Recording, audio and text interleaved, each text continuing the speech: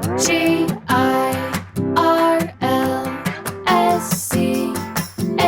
it's Girls Camp. Hello, lovely campers. I am your camp counselor, the Young Women's Girls Camp president in charge. I can't remember the name of that calling, but it is a specific calling to be in charge of Girls Camp. My mom, funny enough, got called to be the Girls Camp director, maybe that's what it's called, for this summer for her ward, which is, again, funny and ironic. But then she ended up getting called into the stake Young Women's presidency, so she's no longer in charge of Girls Camp. I'm your host, Haley Rawl. Today's interview is with the inspiring, badass, motivating Sal Osborne. Sal and her wife, Lena, are the stars of the Hulu documentary called Mormon No More. If you have not seen it yet, I highly, highly recommend it. It's phenomenal. Sal also does coaching. She coaches for people going through big life transitions, including faith transitions. And she just has such an incredible story. Sal and her husband left the church when she was a mother of 3, and then she ends up falling in love with one of her Mormon mom best friends. I will let her tell the rest of the story, but it is such a great story, and there is so much to learn from her and everything she's been through. I can't wait for you all to hear what she has to say. I want to do a little catch-up corner. I've been calling it that, but that name kind of sucks, so I think I want to call it Campfire Chats. A little campfire chat, much more fitting. So for today's campfire chat, I wanted to talk about the fun that we have been having on the Girls Camp podcast Instagram. If you're not following, go follow. I've saved all of this that I'm about to talk about in my highlights on Instagram.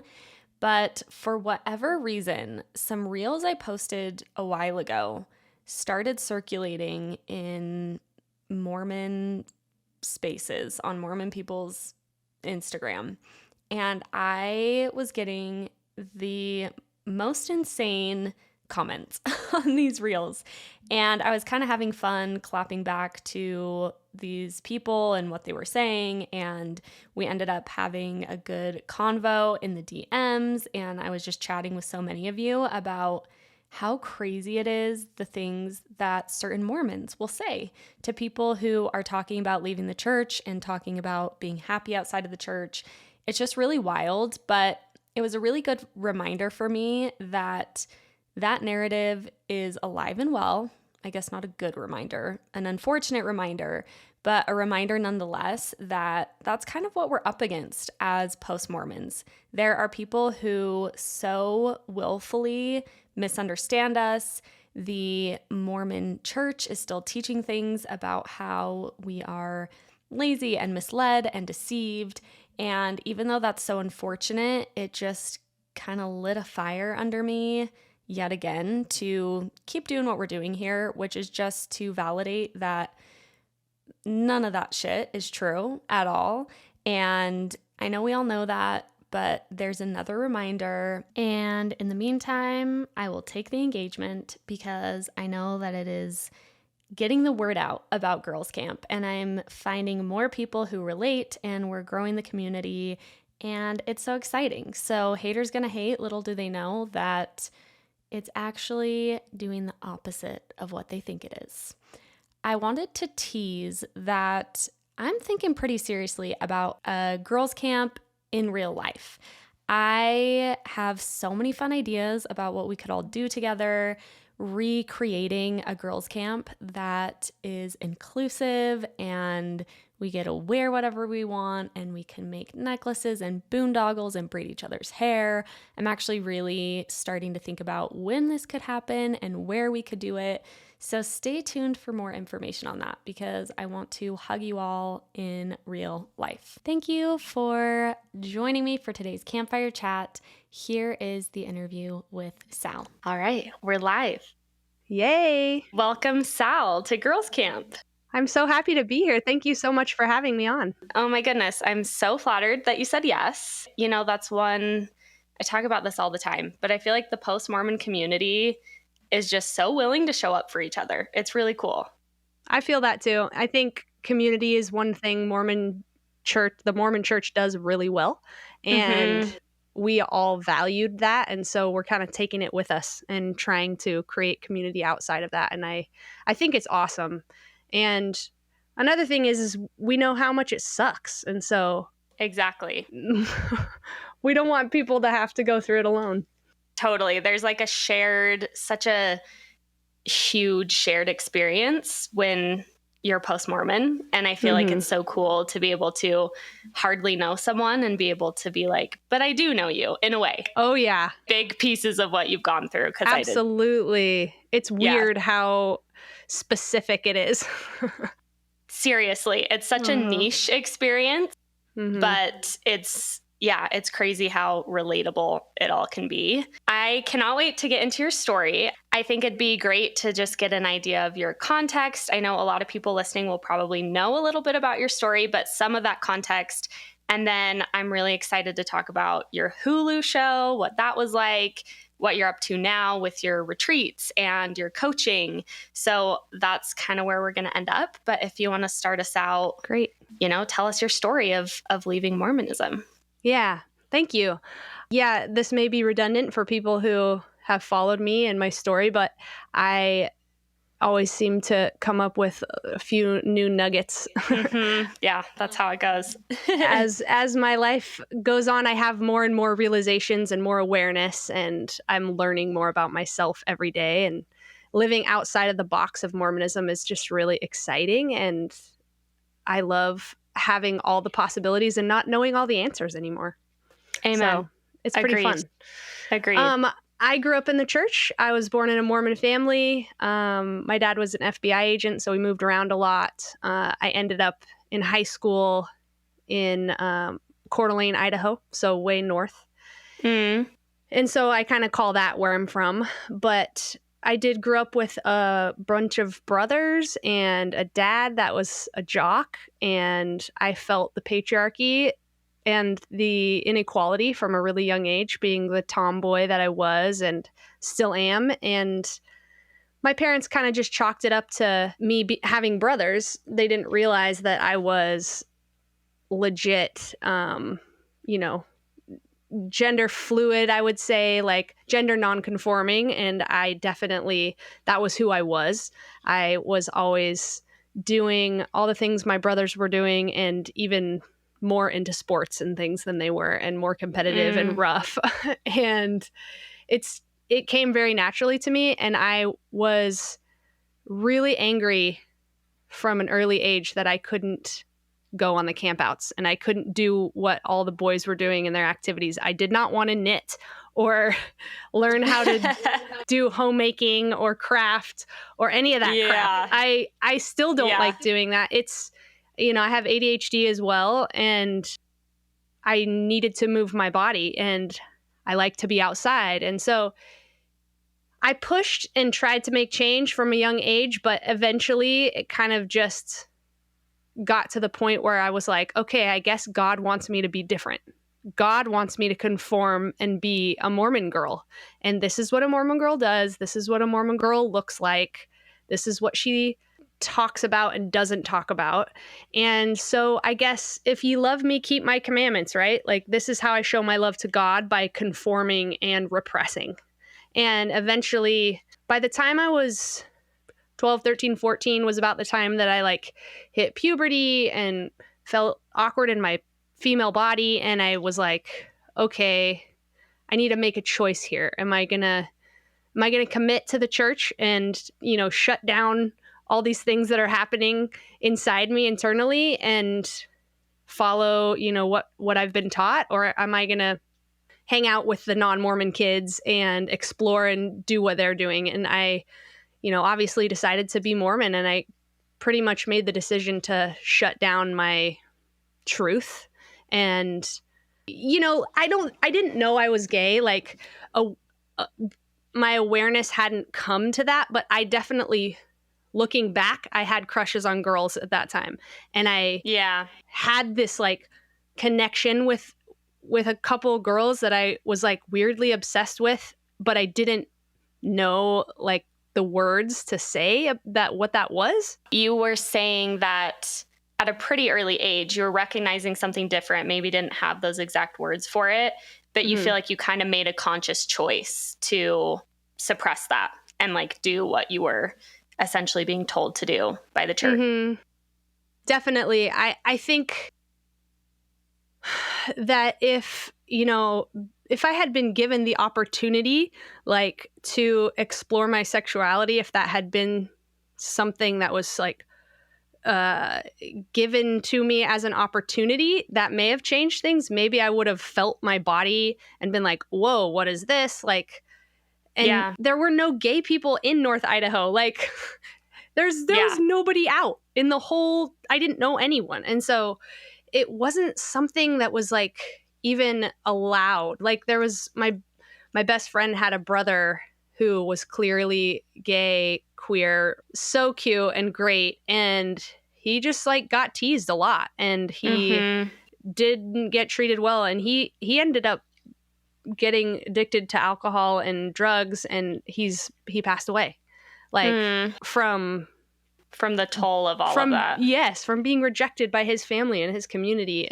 And, we may not actively in our awareness recognize that stuff, but I definitely was getting those messages. Absolutely. And also, just the patriarchy and being a woman in the church is not a pleasant experience, whether or not we want to admit that or not.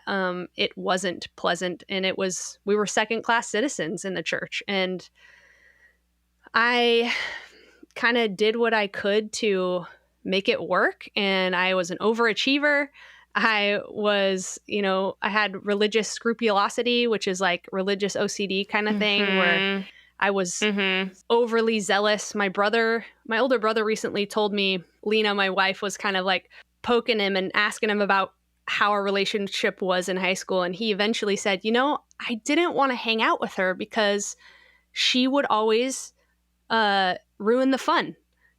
He's like, I wanted to be a normal teenage boy, and like make dirty jokes and do like things against the law and, be rambunctious and do things a little bit bad. And you always would tell on us or tell us not to do it. And I look back on that and I'm like, yeah, I totally was like that. I totally was afraid of anyone in my surroundings doing, quote, the wrong thing, being bad, breaking the rules.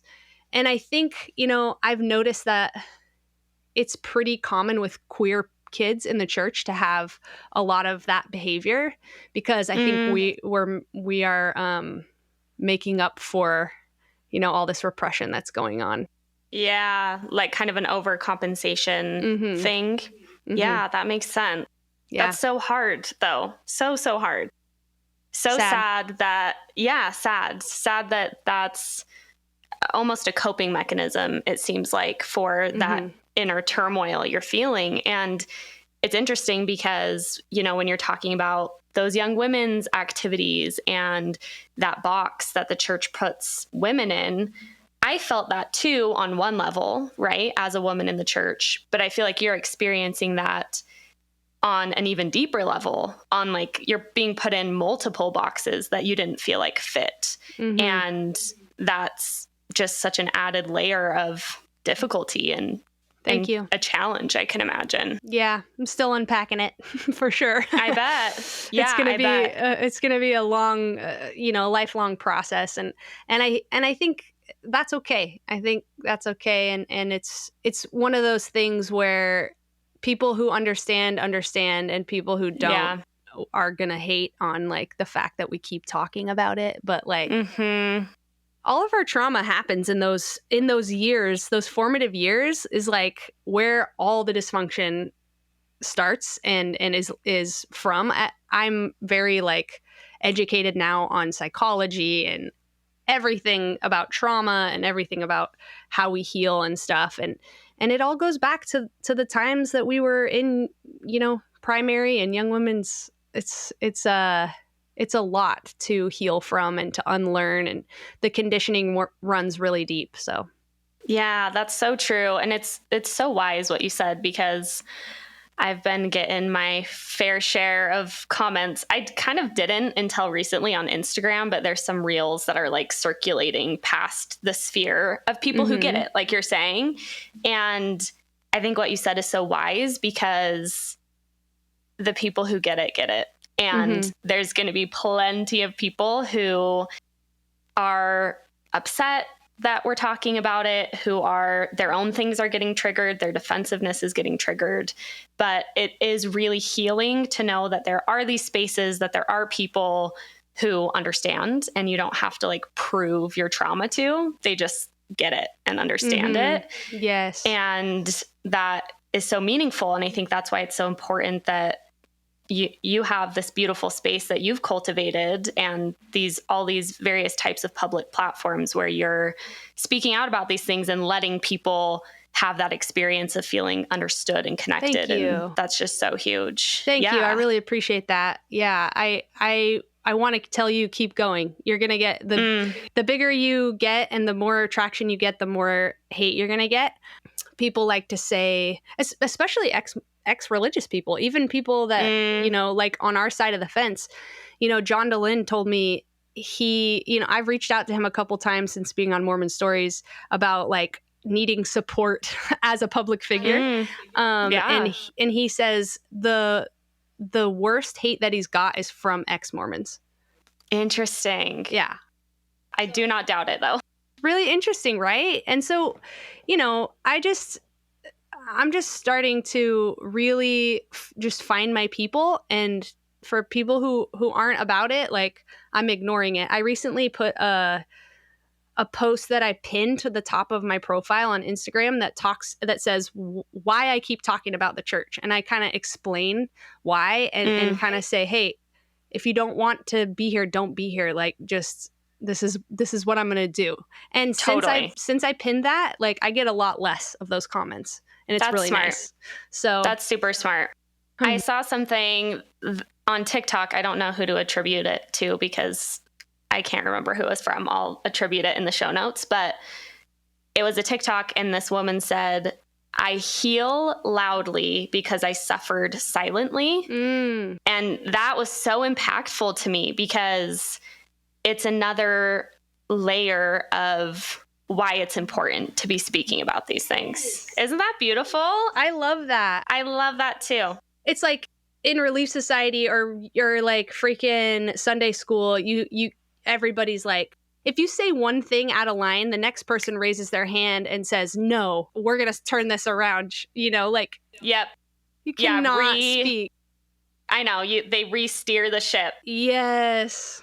I was in that phase for a good year or so where I was like, I'm going to go to church and I'm going to raise my hand. I like would go bear my testimony and be like, you know, I don't really think this feels true, but, and just the amount of discomfort and like pushback that it causes to express those different opinions. It's why people have to leave the church. It's like there's no room for that kind of discourse. And it pushes you into silence and compliance, which is why when we do leave, we want to talk about it, and we want to talk about it loudly, and we want to talk about it publicly. And, you know, that's not always, of course, the they're not Mormons' gonna like favorite it. thing. Yeah, no, they're not going to like that. They're like, keep your mouth shut. Like, stay in your place. We don't want to hear from you. You're making us uncomfortable. And then, yeah, it's scary. Exactly. For sure. It's like, and it's this like also this like line between what they call like respect. This whole freaking argument about, oh, you want us to respect your point of view. Well, then you need to respect what we believe. And I'm like, but I don't respect it. I don't respect that you guys treat women worse than men. I don't respect how you are bigoted and racist. Like, yeah. I just don't. Yeah. And so I'm not going to say that I don't think that every one and every belief deserves respect. I can separate the person from the religion. And so I think that's a big thing where it's like, I'm talking about an organization. I'm talking about a big corporation here that's a cult that's, brainwashing you. These are harsh words, but like, I'm not gonna pretend like that's not the truth. So, especially for me as a queer person, something I've been thinking about a lot is how, some Mormons, ex-Mormons, can walk into a room of Mormons and like, if they're nuanced and they're not pushing it on you, then they're chill. Like, I can hang out with these people, they're not pushing it on me, it's all good. But me, like, walking in somewhere that like who's obviously queer, like, I'm very I have a different, I present non-binary Totally. looking, and so the awkwardness for me is just being in, it's a huge elephant in the room, and I Yeah. personally, it's out of my integrity to ignore that. And so it's not that I can't do it, but it has to be the first thing that's addressed, because I don't feel safe. I don't feel safe Absolutely. in the presence of someone who supports an organization that actively rejects who I am, Yeah. and says that I'm not equal. And so I think, I think that it's harder for me. And I think all of our kids, we're all going to have a queer kid. Everybody in our generation, like, it's becoming, kids can be themselves, in this generation. And so I think there's something to be thought about there. It's like, when are we Absolutely. going to stop being like, oh, it's okay for me, but it's not okay for Sal, so I'm going to do it. But Totally. shouldn't it be okay for everyone? Exactly. Yeah. I've thought a lot about this I've been thinking a lot lately about the cost of leaving, like what it costs different people different things to leave the church. And I've also been thinking about, because the episode that's going live tomorrow is with a gay man, and he's the first queer person I've had on the podcast. And I've been thinking about the difference as a queer person between choosing to leave versus really truly being pushed out. And I know probably not all queer people feel the same, and I'm curious if that resonates with you, but with queer friends that I have, the sentiment is, you as a straight person, you got to choose to leave, where me as a queer person, I literally could not be myself in this organization. And therefore they feel like more pushed out than having a choice of, well, this maybe doesn't feel right, so I'm going to step away. And I think that probably comes, it obviously comes with a very different experience of leaving and of processing that leaving. Yes, thanks for asking. So that kind of leads into the next part of my story, which we'll get back to, which is that I went to BYU. I got married my second year as a sophomore to a really good guy, Shane, and we were homies. We're like best friends, and we had all kinds of similar interests. We played in a band. We snowboarded and biked and surfed and all this fun stuff. And then we had 3 little kids. And when I was pregnant with my third, we ended up here in Southern California, and he came upon some history about Joseph Smith that he didn't know about, and he kind of like got sucked into the rabbit hole. And that went on for about 2 years before I was willing to really look at what he was looking at, because it scared the shit out of me, as it would. And so we saw a therapist, and the therapist helped me to like open up. And as soon as I was open to it, it was like, oh, I have to find out for myself now. And that took me like a week. Like, crazy. it was so obvious. It was so obvious to me. And I think I was kind of prepped by, Shane those whole 2 years, and kind of like really respecting him and loving him, and seeing that he was still a great person as he was like losing his faith. I think I considered, I was like, am I going to have to divorce him? Is he, is this what it's going to be? And I was like, it took me like in no time. I was like, that would be so dumb. That would be the dumbest decision, to leave him, because he's still a really great dad and a great partner. So yeah, we left the church in 2017. I had no idea I was queer. I think I opened up to him soon after we left, that like, I was like, I'm pretty sure if I was in college and not Mormon, I would have tried stuff with girls. Yeah, totally. and he was like, cool, sweet. You know, like he's like, nice. he's like, that's great. Thanks for telling me. And you know, like sexuality is something I think everyone kind of takes a look at after they leave the church, because none of us young Mormons ever got the chance to deconstruct, to like kind of like open that up. And it can be scary. And sometimes it leads to divorce. Sometimes it leads to, you know, periods of time of open relationships and all kinds of exploration. It's very tricky. And I feel bummed that so many of us have to go through this, that we didn't get the chance to figure that out before we were married. Yeah, totally. Yeah. But basically I ended up, I went to this Dr. Finlayson Fife. She's a sex therapist who's Mormon, but I swear she doesn't really believe, but because her views are so like not doctrinally Mormon at all. She's a clinical, like, you know, psychologist. So anyway, going to that retreat was really helpful for me. Helped me to open up and kind of like allow myself to feel, be honest with myself. And then in walks Lena. She's this like Mormon mom that I was reluctant to talk to or be friends with because she was Mormon and I wasn't. But we had this mutual friend that was like, you guys need to meet. You guys are going to get along. And so after a little while, I talked to her and we instantly were homies and mom friends, and we did stuff with our husbands and our families and stuff. And then because I was so in tune at that time and really committed to my own integrity and my own discovery and being honest with myself after feeling like I had lived in self-betrayal as a Mormon.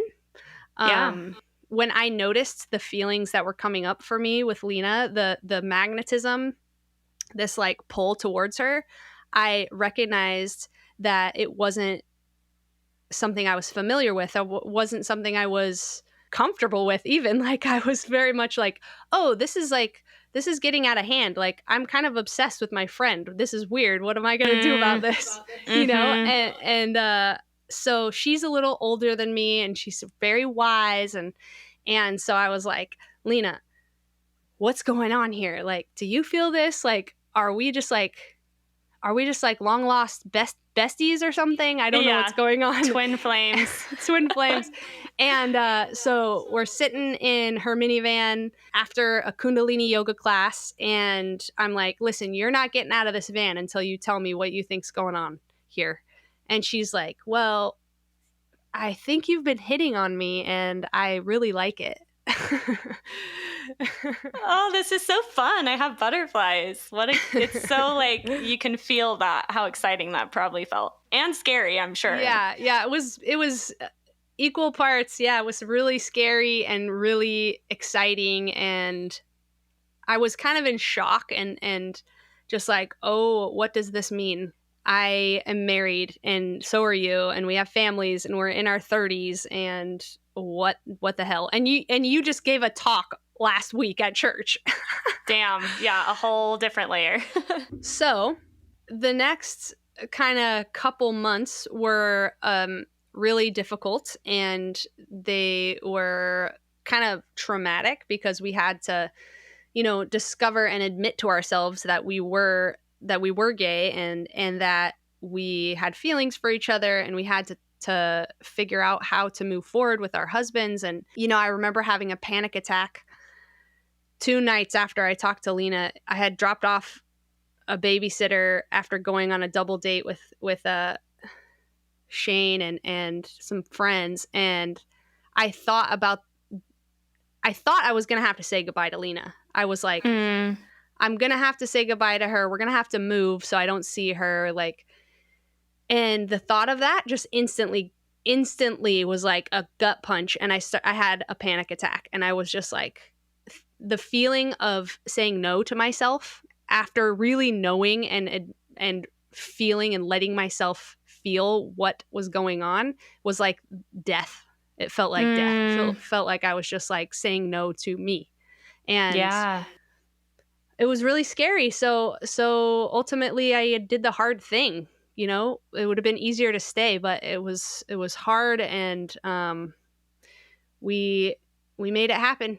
And it's been difficult in some ways. Obviously, both of our husbands obviously had a hard time with this, but my husband had a harder time with it than hers did. Ultimately, Paul, Lena's ex, has been through. Lena and Paul both came from families of divorce, and so they had this like experience that as children, they wanted it better for their kids than they had it as children. And they wanted to be able to make this experience as the least amount of pain possible for their kids. And so they decided to put their own stuff aside. And Paul's been showing up since day one, and it's been pretty great. Cool.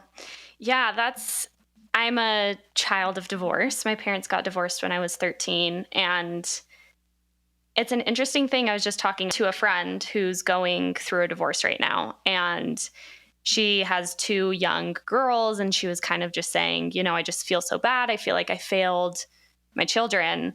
And I said to her, I am so glad my parents got divorced. They needed to. There's a lot of reasons. There's like a lot to it. But to me, I saw their divorce, even at a young age, really as something brave and something that benefited our family as a whole. And I think there's a concept, right, of, and this is probably very much inherited from Mormonism as well, but a concept of like keep the original family together at all costs. And I think that to me is so silly because, again, I'm trying not to put words in your mouth. So let me know if this is true, but at least for my experience as a child, as a teenager, I would so much rather my parents be happy than my parents be suffering on my behalf. Like we're choosing to stay together for you. That to me is like a greater burden to bear as a teen than navigating divorce. But again, it obviously depends on the situation. I just feel like ultimately, and I think this is how I feel about parenthood, though I have 2 young girls, they're 1. So I don't really know yet, but I feel like I know ultimately if I'm living my truth, if I'm living my best life, to me, that's going to benefit them more than continually martyring myself on their behalf, Thank you for sharing that. Yeah. Yes, that's beautiful. And that's what I had to keep telling myself through all the mom guilt, for sure. There was a lot of that. And I knew that I couldn't betray myself, but that did not make it not painful. I wasn't. Yeah. I had my little boy had just turned 2 when we moved out of the same house, and so that was like really devastating to not be with him every second of every day. Yeah, like I bet. To have to give him to his dad for 2 days. I was like, "Where's my freaking baby?" Like I did not like that, and Totally. And that was really, something that I'm glad I don't have to relive. And, grieving our families, grieving what we thought our life was going to look like. I know that, leaving Mormonism, we have to do that. And divorce, it's like, it felt like a death in a way and a rebirth at the same time. When you say no to something, when you say yes to something, you say no to something else. And it's not an or, but it's an and. So we tried to allow for the grief and the happiness, like all the feelings, and not just say, oh, it's great and this is what we need to do so everything's fine. No, like it's hard and it's beautiful. It's been really amazing to watch our family blend together and watch the kids thrive. They have done so well. Lena's oldest was 8 and our youngest was 2, and we have 7 combined. So wow, it was gnarly at the beginning. That is gnarly. Even, mixing families and all the logistics of that would be a lot. It was so much. It was really chaotic, but they're siblings. They freaking love each other, and it's a party all the time. Like it's a play date. It's a play date, and they love each other. They're so proud to be a part of this family. They're so proud to be little activists, and I know we have a couple of them in here that are queer, and And I think we're providing them a safe space, and it's just so different than how I grew up. We're just winging it, and every ex-Mormon parent also Yeah. can relate to that. You know, we don't know what we're doing, but we're raising kids that can think for themselves, and that's pretty cool. Absolutely.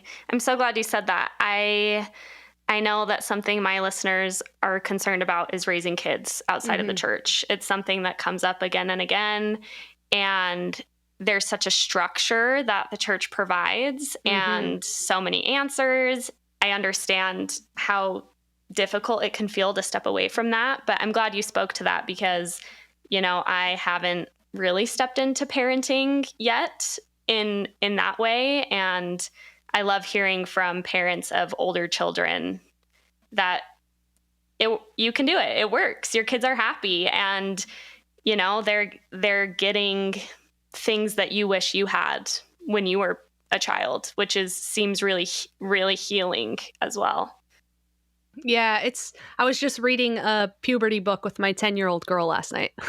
like we're just like, we're figuring it out. It's like, oh, it doesn't have to be awkward. Like there doesn't have to be things that we can't talk about and that are like totally off limits. Like there's literally nothing off limits for us to talk about. And our kids get to develop naturally and safely. Like we can talk about sex, we can talk about drugs, and how to experiment safely, how to do this safely. If you want to do it, here are the dangers.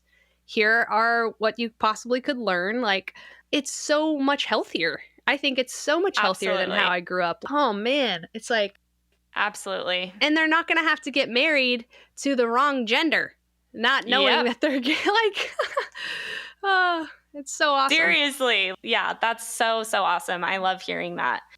I'm curious, from when you decided to get divorced, what was the journey like after that point? And I'm also super curious about the Hulu show because that is such a gigantic platform. And I know there's a huge difference between leaving Mormonism and needing to tell your family and needing to live in your community that way versus being very publicly, openly talking, critiquing Mormonism. So I'm curious kind of what led you to that point after your divorce. So, I had this intuition that if Lena and I ended up together, that we would be public. Like we are two women who are strong, and we are like, we have voices of our own, even separately. We're kind of powerhouse, like women who are not afraid to make people uncomfortable. That's just kind of who I've always been. I think I'm missing some kind of like part of my personality that other people have where they like care about that. Yeah. No, that's amazing. It can be, one of my children is just like that, and I'm like, okay, I'm a little worried about that, but no, it's really good. Lena was a high school teacher. She was a champion cheer coach. She ran her own business before me. She's written cookbooks. She's a yoga instructor. Now she's an energy healer. She's incredible. And I knew she also has 4 kids. 2 of them were premature and in the NICU, almost died. Like she put her husband through law school, and she's just really awesome. And I knew that if I was to get with her, we would make ripples. Like we have this beautiful blended family. I felt that we couldn't be quiet, that if we decided to not tell our story and be out of the spotlight, we would not be living in alignment. I've felt this pull that we need to be public. Visibility matters. And I want to help every person that I can to live their truth and to not be afraid and to be able to not have to go through as much pain as I did. Maybe I can help, the me 5 years ago to navigate this and avoid some of the pitfalls and to have more hope and to see, I feel like we're kind of the light at the end of the tunnel for a lot of people. They're like, oh, maybe I can have that. And it was worth it to me, like when I started the podcast, and started coaching. It was before the Hulu show. So the way that we got the Hulu show was this post that we did for an Instagram account went viral, and a producer from ABC saw the post, and she is a queer woman with a daughter and a wife, and so she reached out and was like, "Hey, you guys have a story. Do you want to do something?" And so I was like, we said yes. We knew it was aligned. We had been approached by a couple other people before then, but this felt right. And so they came out and did like they filmed for like 3 days and made a little promo for it to pitch to the network. And during that shoot, my parents were in town, and so they interviewed my parents, and my parents they would do anything for me. They were still Mormon, and it was very nerve-wracking, and it was very scary, and they did it anyway, and They've it was since awesome. left, right? Your parents have since left the church? Yeah, spoiler alert. If you haven't seen the show, it's like it's really cool. So like my parents started out devout at the beginning, and by the end, you know, the producers had asked them enough hard questions. We filmed over a year, and so as we kind of went, and COVID hit. It was like the beginning of, when was that? The beginning of COVID.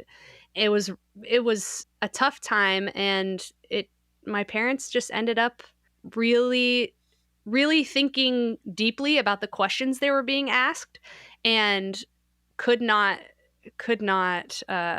live within their own value system by still supporting the church and supporting me. Yeah. So it was really cool. That's so cool. What was that experience like, filming the show? What was the feedback like? Like where do you feel like that led you? What was the outcome of it all? Yeah, I was thankful for the opportunity. Obviously, like I wanted to share this message, even if it was hard, and even if we didn't get paid, because we did not get paid. Yeah, wow. And that was a lot tough of work. because we had to, like, you know, put off our own work and stuff to film it. But it's ended up being such an amazing resource for people, and also it's been great to bring people to us to learn about what we do, and for us to reach more people and help more people. Totally. The process of filming was tough. They would come for, you know, a week, and we'd have filming every day. It was, I swear they put like less than 5% of what they filmed in the actual show. Oh, so I'm sure. I'm a lot on the cutting room floor. Yeah. Yeah. Those reality TV producers, I'm like, I can't even imagine that job of sifting through that much footage. It was intense. We're like really good friends with the producers now, and we feel really good about it and grateful for the opportunity. It's been, the feedback's amazing. It's on Disney Plus now too. Internationally, it's on Disney Plus, and it's so cool to get messages from like random places all over the world from people. Yeah. So cool. It's like you said earlier, visibility matters. It matters so much. And I don't know, one thing I've sensed in the post-Mormon space is that there's kind of this, I don't know, I feel like people want to maybe prove that they've like moved on, or prove that like they're over it, they're past it, they're beyond it. And I mean, I think that's fair. I feel that way sometimes as well. But I do think that inclination can maybe hold us back from really understanding like the level of impact that the church had on us, and just being validated by people who are visible on these public platforms, that like, it's okay. You said also earlier, it's a lifelong process, and that's okay, right? There's no finish line or deadline. There's no like specific place you have to get. It's probably, for almost all of us, a lifelong journey. And I think being able to be in that together feels really validating for me, when I find myself feeling like, should I just like try and stop talking about this, or like get over it, you know? Because rationally, I know that that's not true. That doesn't feel right for me. But I do think that that's something that a lot of us kind of wrestle with. Absolutely. And I think the conditioning of Mormonism is anti-vulnerability. It's also keeping up with the Joneses and what you are putting out for everyone else to perceive. It's all about, okay, we're the little cute family in our little Gap outfits with our hair combed and Yep. trying to look perfect to everyone else. And I think that conditioning is still with us as ex-Mormons. It's like, what's cool? I want to be a cool ex-Mormon. I want to like if it's not cool to like still be talking about it, then I'm not going to. But Totally. like we're trying to rewire ourselves to do something that's not natural. It's not natural for us to talk about the hard stuff and to admit that we're having a hard time and to show up on the internet messy. It's not something that feels comfortable to us, and so we have to push through that. And I really find it refreshing when people can just be like, fuck it, like I don't care that I'm being judged and I'm going to be myself. And just taking that step, I think taking that step and finding your people and then allowing everyone else to have their opinions is going to be where you're going to find your joy. It's where you're going to find your peace and alignment. Because if you feel the need to talk about it, it must mean you need to talk about it. Like it's not Amen. coming up for no reason.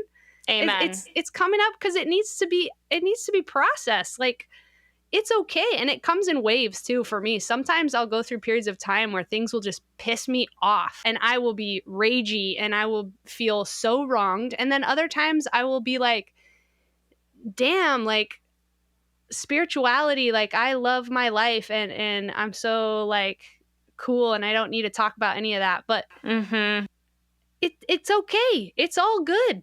It's all a yes. Totally. I love that. I needed to hear that. Thank you.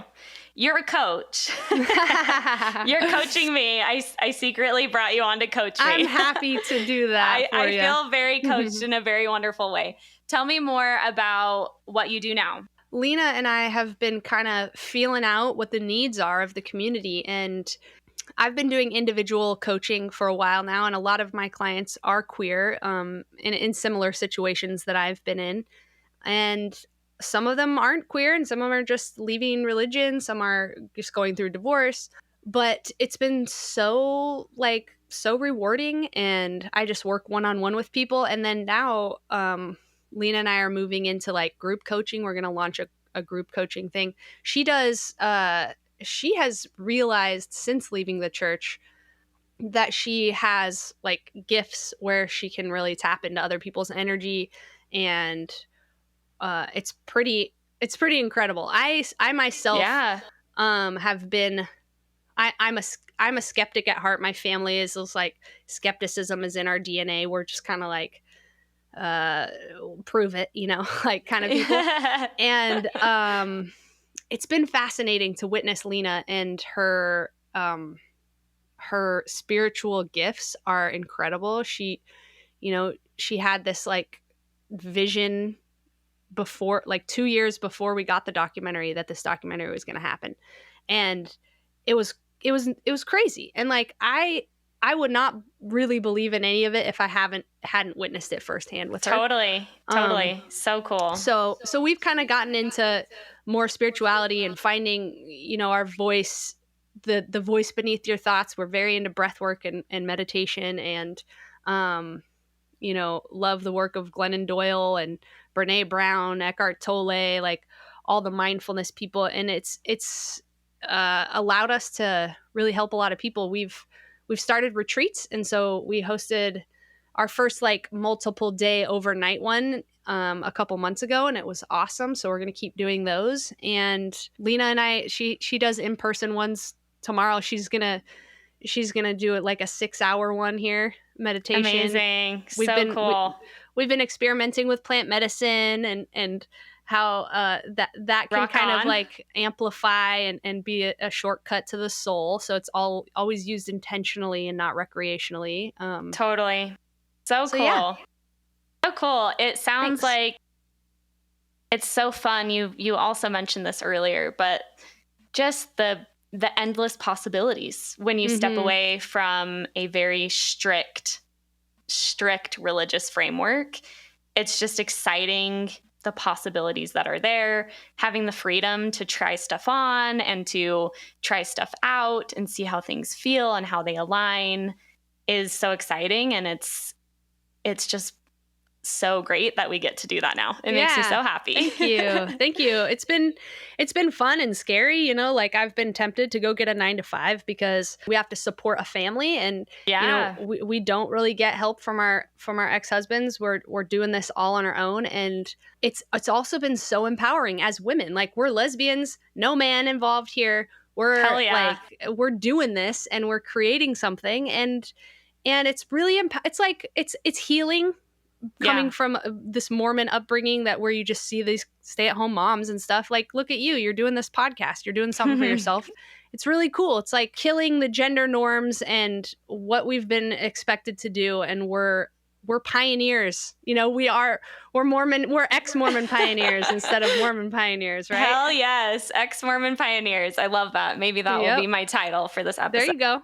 No, it really is. It's so inspiring to me, and I feel like being able to do this podcast, it's because women like you have led the way.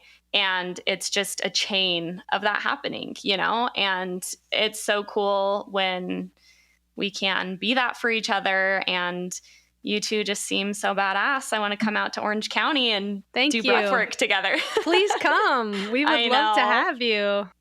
My husband and I are always like, why don't we live in Southern California? Like, what are we doing during these harsh Utah winters? Right? Yeah. Yes. It's pretty awesome down here. I bet. There's pros and cons. We come up to Utah quite often too. We have, you know, where the Mormons are, the ex-Mormons are. So it's true. I know. You got a lot of peeps there, which is great. I know. We do have a good community that we're super grateful for, and we have a lot of help, which is very nice at this stage. Are you guys from Utah? Mm-hmm. Yeah, I'm from Provo. Oh, so wow. The heart of it all. Where you lived in Coeur d'Alene, but where were you born? I was born in Utah, but wasn't there for long. I did go to BYU Provo, though. I've been in Utah a lot. My ex-husband's from Lehigh, so. Yeah, so you know the drill. And my parents my parents moved back to Utah, so I'm gonna be up there. You know, it'll be my home away from home for sure. Absolutely. Absolutely. Well, thank you so much. I cannot thank you enough. I feel very motivated and inspired. And yeah, I really appreciate sharing your story, and I appreciate making the time. I know that you're a busy woman, so thanks for taking the time for this. Well, I've been looking forward to this, and I appreciate what you're doing. I've been listening, and you're doing a great job, and I love the guests that you've had on, and thanks. I'm all about it. So we're all here to support each other, and I'm proud of you. I love it. Thank you so much. You're Seriously welcome, appreciate it, and let's be in touch. Okay, thanks. See Bye, ya. Sal. Peace out.